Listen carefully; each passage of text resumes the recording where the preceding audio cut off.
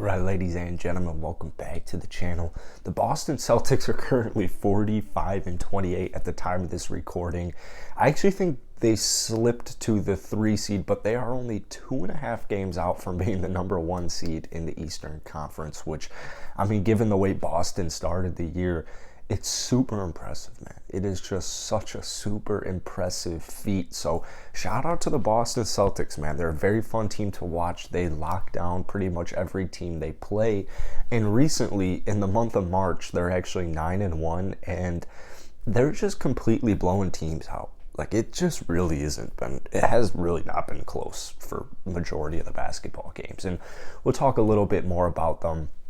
But their defense currently ranking second in the NBA. I believe it's still the best defense in the calendar year of 2022. But, I thought they made some phenomenal moves, actually, at the trade deadline. And, I mean, it's just, like, this is honestly so crazy, dude. If the Celtics started off quote-unquote normal, I guarantee you Jason Tatum would be the favorite right now to win MVP, but he's getting disrespected in it. The Celtics in general are kind of getting a lot of disrespect as well. You need to see Boston as potentially, if not the most talented, most red-hot team in the Eastern Conference. I think it's pretty obvious.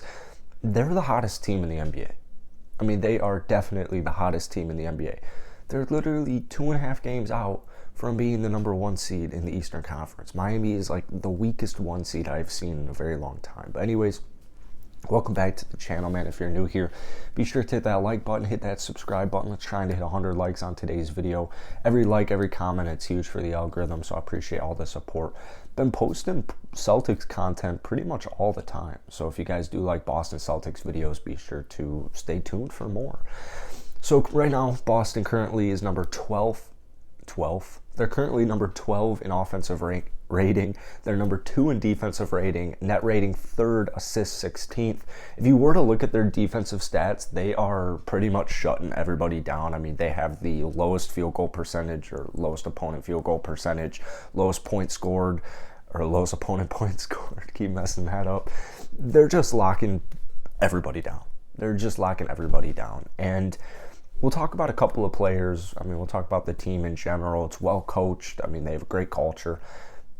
I think I got a comment a couple of days ago, somebody saying what makes this even cooler is, like, their main core has been playing together for a few years, and so now that, like, the bench and the other spots have kind of been filled in, they're just peaking right now. I mean, or maybe not peaking is the right word, because that insinuates a decline, but they're thriving right now. How's that? The Boston Celtics are thriving right now, and I would say a lot has to do, honestly, with Robert Williams. Obviously, Jason Tatum, Jaylen Brown, and Marcus Smart, but we'll try and touch on those guys a little later on in the video. Robert Williams, I think I've already just kind of decided. I've like nitpicked who it actually is, but I think it's actually Robert Williams. I think he's the most underrated player in the entire NBA. I genuinely believe he's the most underrated player in the entire NBA. He is so young. Keep that in mind. But on the season, we're looking at 10 points, 10 rebounds, 2.2 blocks, which I'm pretty positive is the league high, or he's tied for the league high if he's averaging 2.2 blocks. I'm pretty sure that's the most in the NBA. He's such a talented player. I mean, he can guard a lot of different players. He can score on a lot of different players. But one really underrated aspect about Robert Williams, it's the passing. It's not at a Nikola Jokic level, and, even just like statistically speaking, only 2 assists on the season. It's nothing crazy. But this guy really helps generate some offense. He can find cutters. He can find open players. He can find guys across the court. Robert Williams' passing ability, it's almost kind of similar. It almost kind of reminds me of Pascal Siakam, where it's like I'm watching these guys play and I'm seeing their passing abilities, and Siakam gets a couple more assists than Robert Williams. But I'm like, damn, these big guys can pass the ball, can't they? Next up, I want to talk about Marcus Smart. I feel like Marcus Smart has improved so much. Honestly, in the last, just handful of years even. Marcus Smart, to me, I remember watching him play in college at Oklahoma State. I remember him being an absolute dog. I mean, this guy was an absolute dog. his demeanor was awesome. Like, he almost kind of reminded me of like Patrick Beverley, where it's like he's just not going to take any shit. Like, he's going to get right back up in your face. He's really physical. He's one hell of a basketball player. And what's been interesting is pretty much since he's been in Boston, since he got drafted to Boston, this guy's name comes up in trade rumors pretty much every trade deadline. And they were even talking about it this year. Now, keep in mind, it's not like all of this is from Boston, right? A lot of this is outside noise, teams trying to lower Marcus Smart's value so that they can make a more low-balled pitch, and maybe Boston would be desperate enough to take it. Well, that hasn't been the case. Who knows if Boston's really ever looked into the idea that much of doing a trade with Marcus Smart, including Marcus Smart. This guy has improved so much.